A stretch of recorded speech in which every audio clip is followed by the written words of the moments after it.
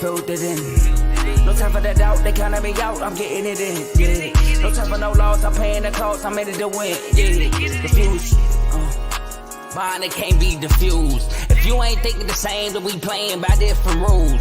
You can't see the vision, we living at different views. Until we complete the mission, keep getting up, never snooze. I walked a mile in my shoes, had the mind of a fool, chasing diamonds and jewels. Trust me, I was confused. Started minding my business and used my mind as a tool. Ended up finding my purpose and found the time to get to it. They told me I couldn't do it, they told me I couldn't make it. They sold it, could never break it. That's sadly mistaken. I need a piece of the pie, I want it so bad I can taste it. They told me like told me, keep on running, toes they gon' take them. Refuse to lose, built to win, applied myself, I filled it in. No time for the doubt, they counted me out, I'm getting it in, yeah. No time for no loss, I pay for the cost, I'm winning to win, yeah. Refuse to lose, I'm built to win, applied myself. Welcome back to CTC. My name is Carl, I am your gracious host. Today is Sunday, August 27th. And there's no countdown for college football because college football was yesterday. Oh, what a day it was. We got 7 games to get into and recap. First, I would like to start off by saying I hope you enjoyed college football Saturday because I did up to almost 1 a.m. to finish watching all the games to the last 0-0, which was Hawaii and Vanderbilt. Secondly, I would like to say if you enjoyed the content with CTC or the Refuse to Lose network in general, whenever you see a video, like, comment, or subscribe, it helps us out. Thirdly, I would like to get into just some chats. I know the college football chat was going up for the Notre Dame Navy game. I was blessed to be able to watch the first half of the Notre Dame Navy game because of I was at work, but I had a couple cancellations, so I could watch the whole first half. So blessed enough to do that. But that we do have chats for guys who like college football, college basketball, like this show does under the Refuse to Lose network, or maybe you like NBA, NFL, WNBA, boxing, UFC, baseball, etc. We have chats for you with those as well. To get into those chats, you need to become a member. The way the membership programs work, $2.99. You become a pro member, gets you into one chat of your choice. Superstar membership, $4.99. I myself am a superstar member. Gets you in every chat except for the Refuse to Lose chat. And then you have the last membership program is All-Star is $4.99, excuse me. I'm an All-Star member. And Superstar is $9.99. I am not a Superstar member, but you can be. It's $9.99. You get into every chat. That includes the Refuse to Lose chat. Sometimes chats start, they start like debates and stuff. They start in a chat. They might start NFL, they might start NBA, but they're going to finish 9 times out of 10 and Refuse to Lose. So if you want to keep up with all the debates from start to finish, got to be a superstar member to do that. So lastly, I would like to say, please enjoy the episode. And without further ado, let's get into it. And we're going to start with the first game of yesterday, which was Navy Notre Dame. Started 2:00 in Dublin. Great atmosphere. Everybody excited. College is back. You get you just can't wait. Can't wait for that first kickoff to see football. It's been months, 7 months since we last seen a college football game. Maybe 6 since we seen one in general besides preseason. But you know what I'm saying? Like a regular season game that counts. So very exciting. Like I said previously, could only watch the first half due to me being at work. Yeah, I got a job, so I can't, I can't risk my job. But man, the first half, I was just so excited. I got a couple notes from the game. Sam Hartman looked really well. He had 4 touchdowns, 19-23, 251 yards, no picks. Navy looked exciting. Navy with the up-tempo triple option. Kind of disappointed, didn't see much passing. I thought, as I previously stated on my other episode, my week 0 preview, I thought when Brian Newberry said we're going to keep the same core values of this Navy offense, but it's going to be a little different, I thought it might meant that they're going to throw the ball a little more. Should have known better than that. But, hey, it was just me being hopeful, me being wishful.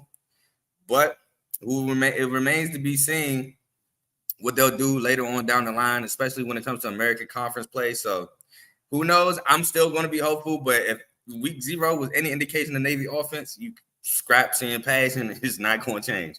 But Jack Kaiser, the linebacker from Notre Dame, looked really well, looked really active, was making plays, had 8 tackles.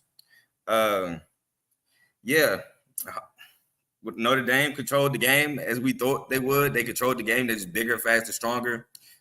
This year, Notre Dame is considered to be a playoff contender with Sam Hartman at quarterback. So they just dominated the game from start to finish, especially what I saw in the first half. Don't really have too much to say. I have to tell y'all the final score of the game, of course, for those who didn't watch or couldn't watch. Final score was Notre Dame 42, Navy 3. Navy kicked a late field goal. More so just field goal practice, than any impact on the game. So I respect it. Field goal kicker guy get some reps in too, especially in the blowout game. So yeah, not too much more in that game.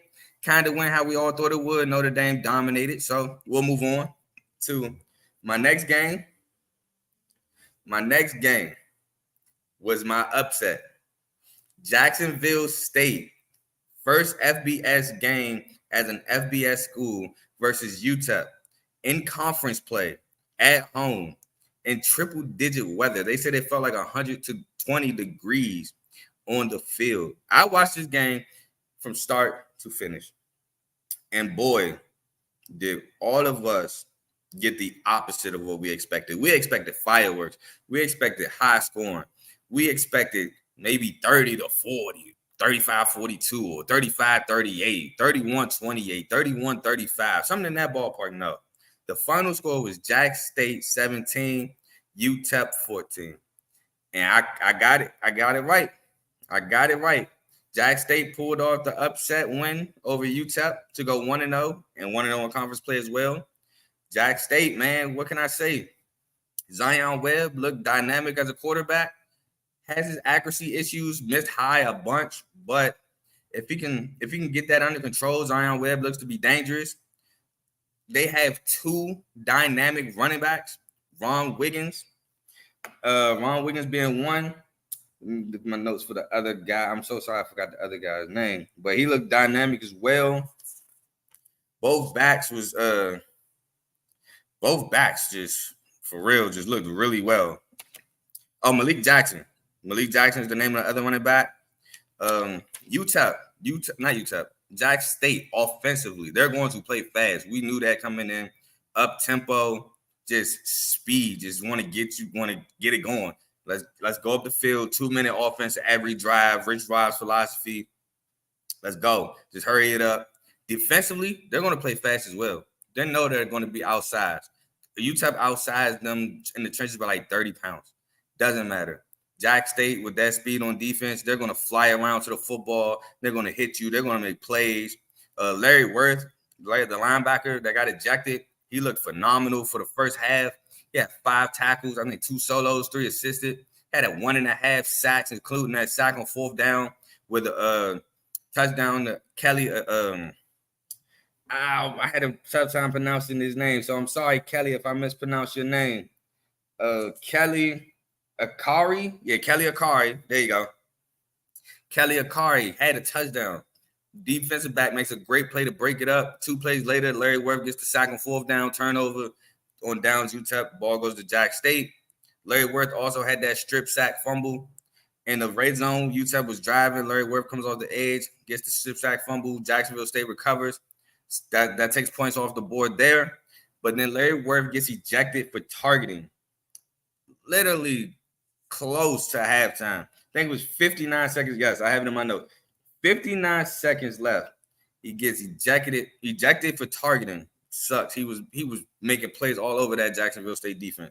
Now, it didn't come back to haunt them because they ended up getting a W. But at the time, that seemed like, man, UTEP might start coming out at halftime. Let's be careful here because UTEP might start taking over. But, yeah, I got a couple notes here. The first drive, UTEP had a touchdown, broken up by the defensive back. Great play by the defensive back, which led to that turnover on downs.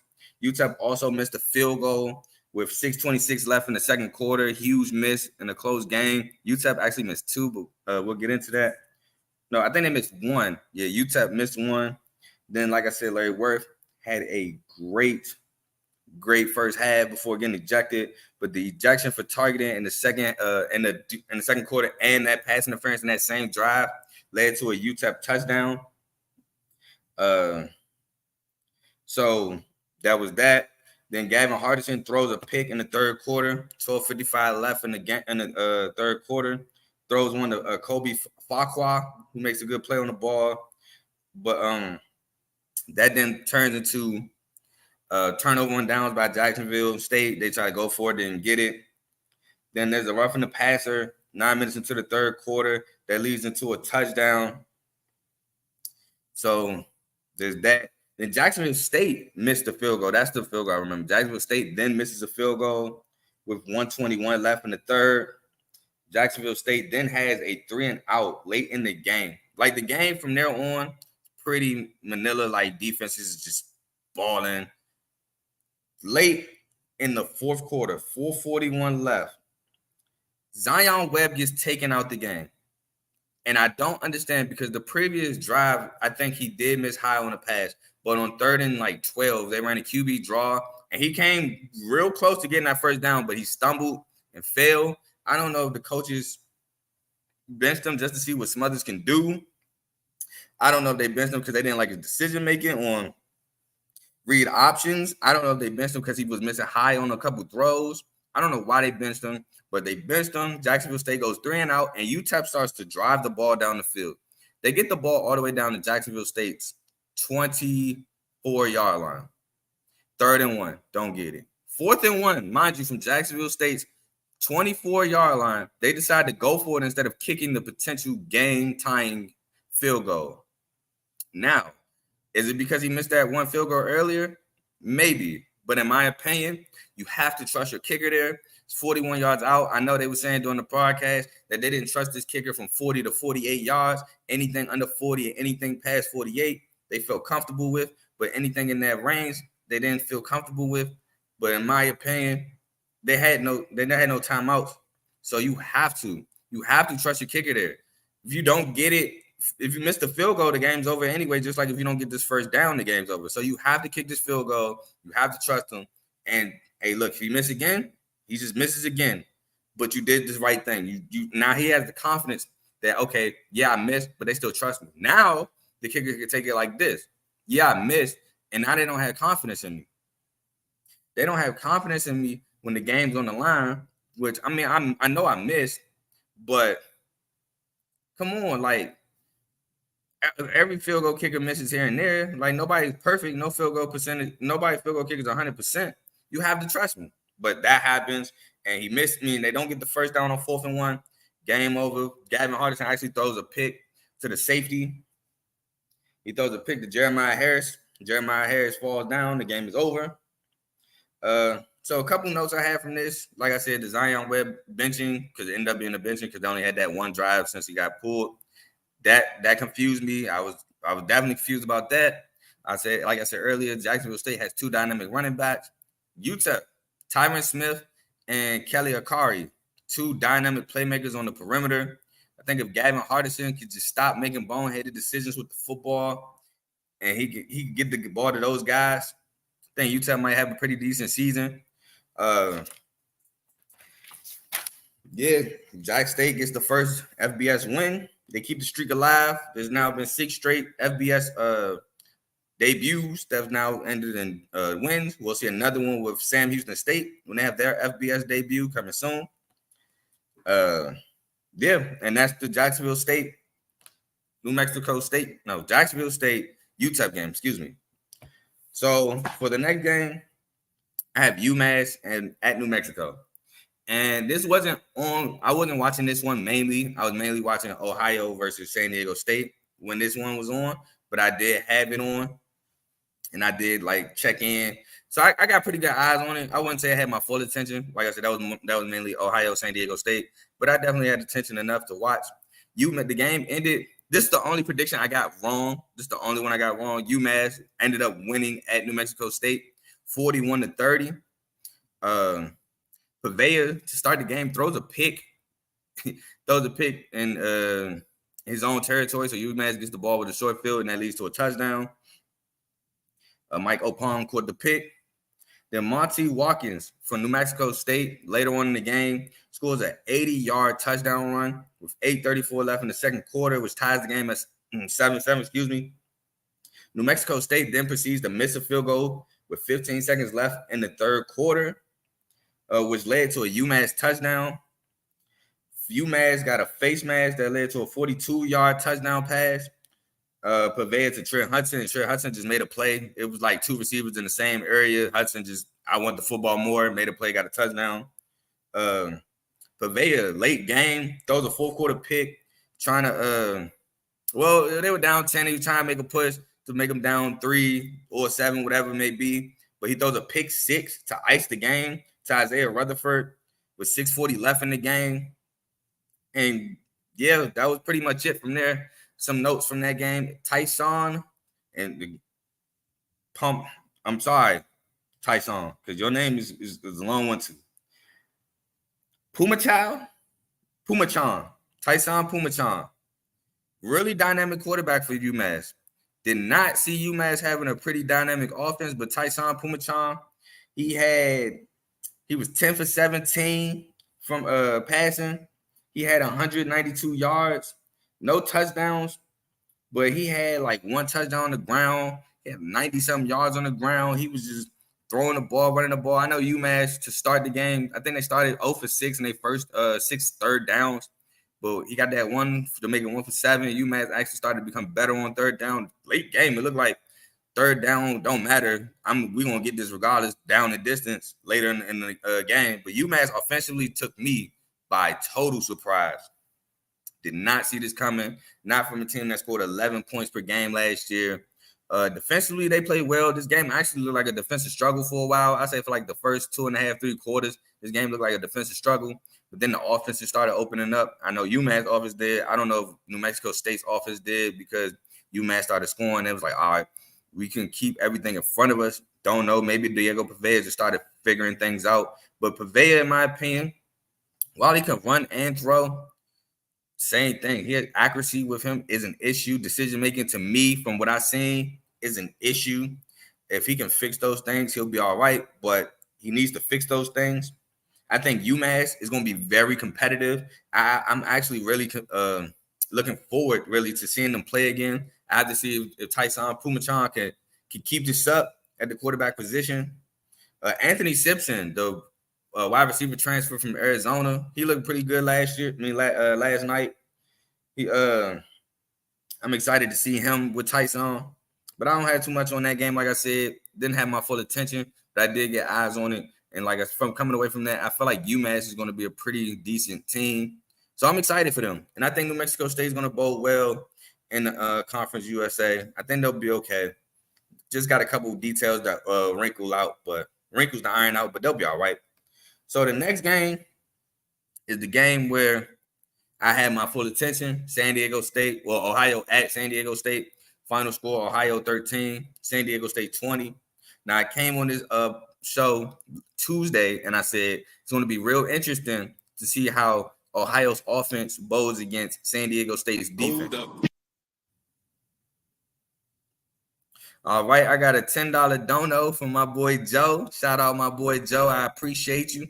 It says, I know this is off topic, but can you see Colorado State winning a bowl game this season? I don't know if you meant Colorado State or Colorado, so I'll answer both. CTC Best College Sports Show out, which I appreciate that. But Colorado, can I see them winning a bowl game? I have them going to a bowl game, depending on which bowl game they give them. I think I can see them winning it. I think I can see Deion having his boys prepared to win a bowl game. Colorado State, I don't even know if Colorado State will even make a bowl game. So I'm going to just answer that with a no for Colorado State. But Colorado, yes, I do have them going to and winning a bowl game. Appreciate you, Joe, again, for the $10. Appreciate anybody who donates. I appreciate anything. I just appreciate y'all watching. So moving on to San Diego State versus Ohio. Early, looked like Ohio could move the ball down the field against San Diego State. Saya Bangura and O'Shawn Allison. Man, those guys was getting it done on the ground. My boy Sam Wigglets Sam Wiggins, man. What more can I say about Sam Wiggins? You ever need a third down conversion, dial 12. He's gonna pick up every time. Sam Wiggins is just money. I love Sam Wiggins' game. Good route runner, decent speed. Boy is just a baller. He is just a baller, in my opinion, for Ohio. O'Shawn Allison, running back, man, tough to bring down, bulldozer. He's gonna run and run hard. You better be ready to tackle when going against him. San Diego State, Mark Redmond, the tight end, he's nice. 2 touchdown catches yesterday. I think he had I have it written down. I think he had 5 catches. Yeah, 5 catches, 62 yards, 2 touchdowns. He's a really good tight end. Jalen Armstead. Jalen Armstead is an explosive running back. Jalen Armstead, man, if you give him even a seam, he's gone. He's going to exploit it. He had 8 carries yesterday for 78 yards, 9.8 yards a carry yesterday for San Diego State. Like I said, the man is explosive. Both defenses came to play, actually. Ohio defense came to play early. It looks like San Diego State can't get nothing done in the pass game. I know San Diego State ran a couple screens and questionable moments, but maybe that's because of how great Ohio's defense was looking through the air. And San Diego State, like I said early, looked like Ohio can get it done on the ground. They was moving the ball. I know it ended in 3, but they was moving the rock. This is my thing. So Curtis Rourke, he gets hurt right before the end of the quarter, like literally right the last play before the quarter ends, which leads to a punt. He gets knocked out for the rest of the game. He doesn't come back. CJ Harris comes in. And CJ Harris is actually doing a pretty good job when he comes in and he gets the ball. He's moving the ball down the field, running the RPO, running the offense really well. It's a different dynamic with Harris and Rourke, kind of. Like Harris is more of a speedier quarterback than Curtis Rourke. Curtis Rourke can run the ball, but not like CJ Harris. CJ Harris is driving them down the field. So I got a couple notes here. Jalen Armstead fumbles the ball, fighting for extra yards. 2:51 left in the first quarter. Curtis Rourke gets knocked out. CJ Harris throws a pick in the second quarter, which leads to a missed San Diego State field goal with 10:45 left. Then the game is San Diego State gets the ball, Ohio gets the ball, they're moving. It's kind of a stalemate, kind of. Then CJ Harris gets them in the red zone. And he throws a pick with 44 seconds. And this pick to me was the momentum swinging pick of the rest of the game. I felt like once San Diego State caught this pick, which led to a Mark Redmond touchdown, San Diego State defense settled in all the way. They got really comfy. Ohio will move the ball here and there, get a couple first downs here and there, but it wasn't the same. They couldn't get down there and exploit San Diego State. It took a while for Ohio to score a touchdown, but that pick to me changed the whole swing of the game. So later on in the game, CJ Harris misses the touchdown pass. This is my boy Sam Wiggins, who's wide open with 9:46 left in the third. They then convert a crazy 3rd and 19 to to Tyler Walton. Tyler Walton with 9 minutes left in the third, which led to a missed field goal. And actually, that drive, CJ Harris missed 2 touchdowns. He missed the one to Sam Wiggins, and I think he missed one to Walton. It was either Walton or Nick Cross. Not Nick Cross, but to Cross. Can't remember. But he missed 2 touchdowns that drive. Then San Diego State's Mark Redmond catches a touchdown from Jalen Maiden that in my opinion, iced the game with 5:39 left. I think that actually put him up 2 scores. Tyler Walton converted a late 4th down to keep the game hopes alive with 4:30 left. There was a defensive pass interference with 2:36 left in the 4th quarter, which led to a pick 6 that erased it. So the pass interference was on the Aztecs, but then the Aztecs caught a pick.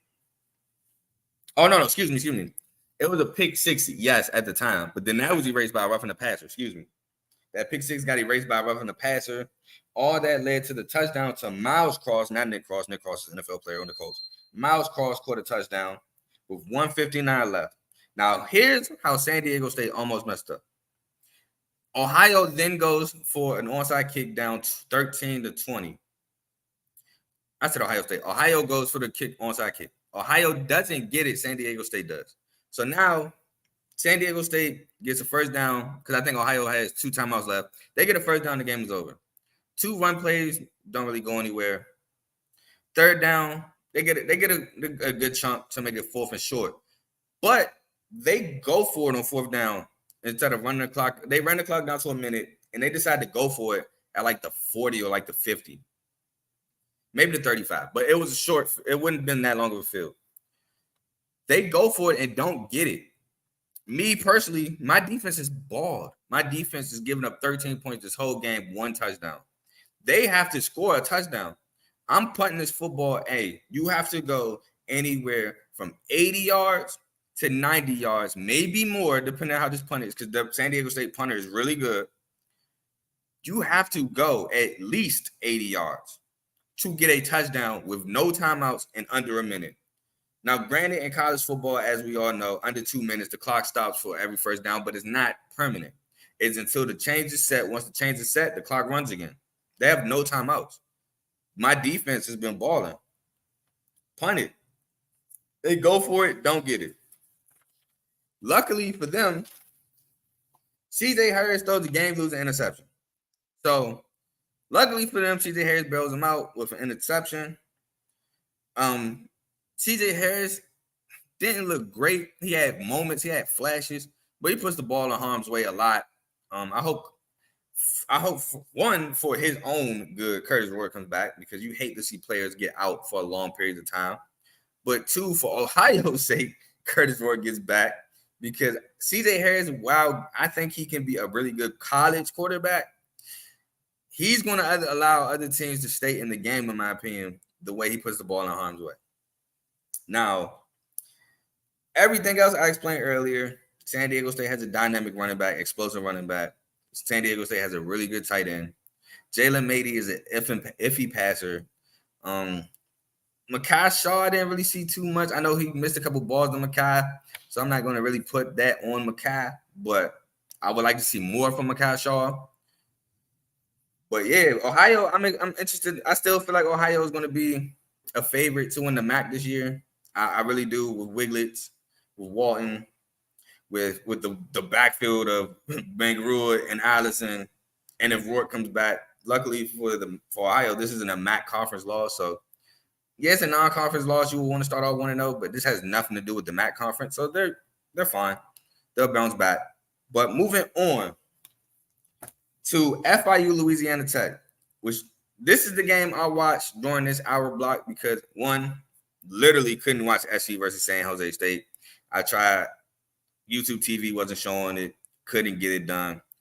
So I wasn't able to catch that game live, but I have a couple notes from watching the condensed version of the game. And Vandy versus Hawaii was on my phone. So, I watched a little bit of it, but I thought that game was going. We'll get into that. Anyway, FIU versus Louisiana Tech. So I missed like the first quarter due to the overrun of Ohio, San Diego State. But FIU played at Louisiana Tech. FIU lost 17-22 on a late 30-yard touchdown run by the 5th-string running back who just got in the game and takes it 30 yards to the house. But we'll start with FIU. They scored on a 67-yard touchdown run by Shamari Lawrence with 14:06 left in the first quarter. Hank Bachmeier throws a pick set with 7:12 left in the first quarter in FIU territory. That pick led to a touchdown. Louisiana Tech missed the field goal with 4:21 left in the second quarter. Hank Bachmeier throws a 64-yard touchdown to Smoke Harris, which I'm going to talk about Smoke Harris at length in a minute, with 3:48 left in the second quarter. Then right before the half, they made a field goal. Then Nate Jones fumbles with 12:36 left in the third quarter, and FIU recovers, which led to a 3-and-out. There was an intentional grounding and a face mask after the intentional grounding, which I was still perplexed on how you call face mask, which happened after the intentional grounding, which the play's supposed to be dead. I don't know, but that's neither here nor there. And that was by the intentional grounding was by Hank Bachmeier. So that leads to a huge hole on second down with 11:03 left in the third quarter. So from there, we get FIU through 3 quarters. First of all, shout out Louisiana Tech defense. through 3 quarters, not 3 drives, not 3 plays, 3 quarters. FIU has 5 or 6. No, they have 6 passing yards. 6. Oh, yeah, 6. 6 passing yards through 3 quarters. Louisiana Tech played phenomenal pass defense. So from the third to the fourth, Hank Bachmeier and Smoke Harris, they just making plays down the stretch. Louisiana Tech missed a field goal with 3:35 minutes left in the fourth. I think the score at the time was like 17-13 or 17-16. It was one of those things. I think it was 17-16. Then Louisiana Tech, it was 17-16 because then Louisiana Tech defense gets a huge 3-and-out off that missed field goal. Huge 3-and-out. With 2:34 left in the fourth, Bachmeier completes a huge 4th and 4 with 1:54 left in the fourth to Cyrus Allen. And then Jacob Fields scores, like I said, off the bench, no carries. It's late fourth quarter. Game is on the line. Jacob Fields goes 30 yards to the crib for a touchdown to put Louisiana Tech up 22-17. And that happened with 1 minute and 1 second left. They tried, honestly, one of the worst 2-point conversion plays I've ever seen. Probably one of the worst plays I've ever seen. Probably, I wouldn't say it was worse than the Cowboys and the 49ers, and I wouldn't say it's worse than a fake punt by the Colts, but it's pretty up there if you want to go look at it. It was bad. Needless to say, the 2-point conversion was no good. Scores 22-17. And then, Grayson James, throws the game-losing interception to Cecil Singleton Jr., and the game ends. Louisiana Tech wins 22-17. Now, this game was the opposite of what I thought, too. This game was a defensive struggle. FIU finished with 4 passing yards for the game. 4 passing yards. They averaged 1 yard on a passing play per quarter. I think, in the fourth quarter, they had 1 pass completed for like -2 yards. Louisiana Tech defense, pass defense through the air, came to play no games. But I have to talk about Smoke Harris. Smoke Harris, little number 6, is explosive. He is what college football is about. Get him the ball in open space and let him make a play. He had 11 catches for 155 yards and 1 touchdown. Look, boy is nice. The boy has moves in the open field. The boy, if he hasn't seen, he's gone. And don't let him have a step on you. You're not catching him. The man is nice. Now, I have to give a shout out to Shamari Lawrence. He was the only bright spot on FIU team. He had, I believe, like 150 yards. He balled. He was the only thing that balled for FIU. He had 15 carries for 139 yards, and 1 touchdown. So he almost averaged 10 yards a pop, too, with 15 carries. He balled, but you're one man. One man can't beat a team, especially when you can't throw the ball. So Louisiana Tech gets it done at home to go 1-0 and 1-0 in conference play. Shout out to them. Moving on, we have Hawaii at Vandy. Now, this is a game I thought Vandy was going to blow Hawaii out. And Vandy at one point was up 21. Not once, but twice. But defensively, they kept giving up big plays, not making tackles, not wrapping up, just hitting people. It's the fundamentals with Vanderbilt defense that allow Hawaii to come back in this game. But Vandy turns the ball over on downs with 8:50 left in the second quarter. I also got eyes on this game late because of the spillover. But Hawaii throws a red zone interception with 6:12 left in the second quarter. That's another thing. Hawaii actually might have won this game if it wasn't for those empty possessions in the red zone. Will Shepherd, a guy I was looking forward to watch this week, a guy I'm looking forward to make even more of a leap because, again, like they said in the broadcast, he played well against the non-conference schools, but conference-wise, we need to see the same thing. So, yes, I was excited to see what he do yesterday, but I'm also very excited to see what he do in conference play. Will Shepherd had 6 catches, 68 yards, 2 touchdowns. Had a pretty good game, but I want to talk about the drop he had on the quick slant on third down with 14 minutes left in the third. Big drop, would have converted the first down. Instead led to a punt, I believe. But, man, Will Shepherd normally short-handed. Normally he's going to catch that. Just an uncharacteristic drop. Vandy gave up a touchdown on 4th down. And, yeah, it was like, I think from like 40-something yards out, gave up a touchdown. Hawaii at one point was 2 for 2 on fourth downs, and they gave up a touchdown, obviously a first down on fourth down, but they weren't performing well on third down. So Hawaii was like, give me the fourth down, we'll got it. Hawaii didn't trust their kicker, so they kind of went for it down the stretch. But Hawaii turned the ball over on downs with 2:44 left in the third quarter. That was in the red zone. So that was their first stop on fourth down with, like I said, 2:44 left in the third quarter. A.J. Swan, he took a deep shot with 33 seconds left in the third, but there was a guy wide open down the field that he didn't go to, that was wide open immediately. He missed him. He didn't throw him the ball. He went the opposite way. I think he threw it in coverage. It wasn't picked, but he had a touchdown. He just missed it. Vandy scores on 4th and 7 with 14:48 left in the fourth quarter. A.J. Swan to London Humphreys.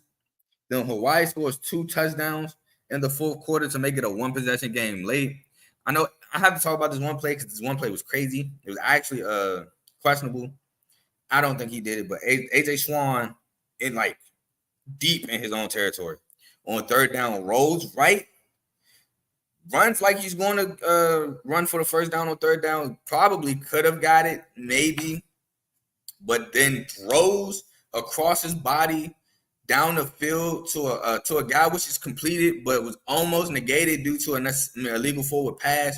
But they reviewed it. One thing I like about college more than the NFL is they'll review anything questionable. You don't have to challenge it.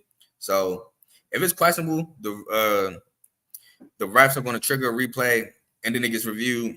It doesn't take long either. Some of them are necessary, but they don't really take that long. It was reviewed and overturned as a regular pass, but it was a crazy play. Goes into the goes into kind of sort of the decision making of A.J. Swan. A.J. Swan decision making is still not ideal in my opinion.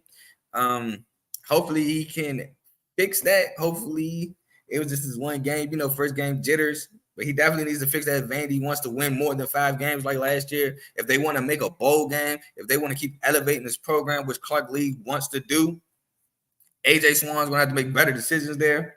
Brandon Shager throws a game-losing interception to DeRicky Wright, who ices the game. DeRicky Wright actually had 2 picks that game. I want to talk about Jaden McGowan. Jaden McGowan had 6 catches for 72 yards, so he led Vandy in receiving yards. He also had a 97-yard kickoff return touchdown. Just man, what can I say? He had a really great game. So keep an eye out for Jaden McGowan. Maybe, hopefully he could replicate this. Maybe it was a Hawaii game. Who knows? But just keep your little eye out. I ain't saying he's going to be a dog. I ain't saying this shows. But just keep your eye out on him. Hawaii, they have a nice little pass game. They had a nice little pass game going late. Like I said, if they didn't have those empty red zone drives, they might have actually won the game. But if it was the 5th, right? So, yeah. So, moving on. Oh, one final point. Just like FIU couldn't throw the ball, Vandy couldn't run the ball. Vandy tried to run the clock out late and went nowhere. I think it was so bad to the point on third down they passed it. Vandy could not establish the run against this Hawaii defense. That is a problem in the SEC. If you can't run the ball against Hawaii, you're not going to be able to run the ball against the Kentuckys, against South Carolina, against the Georgias, Tennessees. You're not going to be able to. Even Florida, you're not going to be able to run the ball against the Florida Gators. And those teams in that SEC East, you're not going to run the ball against them. So if then you get one-dimensional, the game goes bad from there. So Vandy needs to step it up running the ball. I think they finished with 45 rushing yards or something low. It was not good at all. But moving on, we have the final game, the game that I couldn't get live eyes on, San Jose State at Southern California. Southern California's won 56-28. But boy, was this game close at half. The score at halftime was 14-21. From the little bit that I did watch, Caleb Williams had a crazy play on a fumble. He dropped the ball. I think he was trying to do a little play action, dropped the ball, just flung the ball downfield, led to a touchdown with 9:40 left in the second quarter. San Jose State scored late in the second half, man, the first half to make the game, like I said, 21-14. It looked like SC had a problem with Cardero's scrambling ability. He had like 10 carries for, I believe, like 50, 60, something 50-ish, 60-ish yards or something like that. But it seemed like they had a problem with him scrambling, running the ball. To me, it looks like SC is still susceptible to the big play. To me, it's still kind of in the air to where if they're still susceptible, but I seen them get got on a couple of big plays. Running game, SC's running game in great hands. Marshawn Lloyd, Austin Jones, Joyner, Quentin Joyner, just in great hands. Marshawn Lloyd is a tank. Again, tough guy to bring down. You better be ready to tackle when he's in that backfield and he get the rock. If you come in half stepping, he running you over. No ifs, ands, or buts. Zachariah Branch, explosive kick return touchdown. And this is what I want to talk about with the kick return touchdown because I've seen it. It's not like he just caught it, took off. No, he was patient. He waited for the hole. Once he got that hole, boom, gone. Made a man miss. I think he made the kicker miss at like the 50. But it's not like he just had a lane from the jump and just took off and ran. No, he waited, found the gap. You can't touch me. Then he also had a touchdown off of RPO. Caleb Williams fakes the run, throws it to him in the flats, makes a couple guys miss, and see you later. Gone, touchdown. So keep an eye out on Zachariah Branch. Freshman receiver, looks to be explosive. Looks to like he's going to have a big year along with Mario Williams, Brendan Rice, and Dorian Singer. Dorian Singer got his first touchdown with SC off a little post in the red zone, 13 yards out. The run game for San Jose State is decent, pretty decent from what I saw. Like I said, I didn't see the whole game, so I just seen the condensed highlights, but it was pretty decent. I think SC offense was just too much for San Jose State. But San Jose State, to be honest, I think they're going to be really well in the Mountain West Conference play. I think San Jose State might be a top 4 Mountain West team, maybe top 6. But I think they actually made the game really competitive for a long time. I didn't think SC starters would be in the game to start the 4th, and Caleb Williams was for sure in the game to start the 4th. They benched him, I think, midway through the 4th. So shout out to them for making that game even close. The spread was not covered. So, hey, shout out to them. But lastly, I just want to get into some major performances from yesterday. Give a shout out to Caleb Williams, 18 for 25, 278 yards and 4 touchdowns. Smoke Harris again, 11 catches for 155 yards and a touchdown. Shamari Lawrence, 15 carries, 139 yards and a touchdown. Sam Wiglets, 10 receptions, 103 yards. Man, look, need a first down, down 12. Jada McGowan again, 6 catches, 72 yards, a kick return touchdown. Tyson Pumachan again, 10 for 17 passing, 192 yards, 96 yards on the ground off 17 carries and a touchdown. Sam Hartman, 19 to 23 for 251 yards and 4 touchdowns. And DeRicky Wright, 3 tackles, a forced fumble, 2 picks, and 1 pass breakup as safety. So just major performances from this week from them guys. So shout out to them for balling this week. And that's all I have for y'all this week. So I'm going to just wrap this up. My last words for this week. I had fun watching college football. Great. I thought it was pretty good games. The Jacksonville State game had my attention the entire way from kickoff to the final zeros. Had my attention. Great game. Great defensive battle. Had some mistakes. Left a lot of points on the field, but it's the first week of football for them, so you expect those kind of things. Louisiana Tech, FIU had my attention. Another defensive battle. FIU couldn't score once, Louisiana Tech stopped giving them the ball in good situations, and Shamari Lawrence didn't break that touchdown. So great game there. Vandy versus Hawaii was a pretty good one.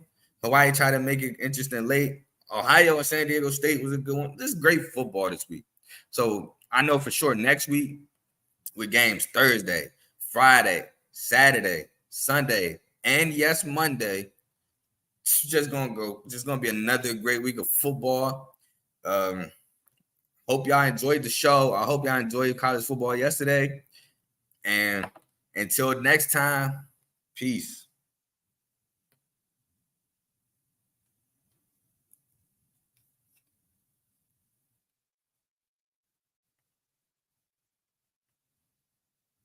Oh, that's awkward. Hold on.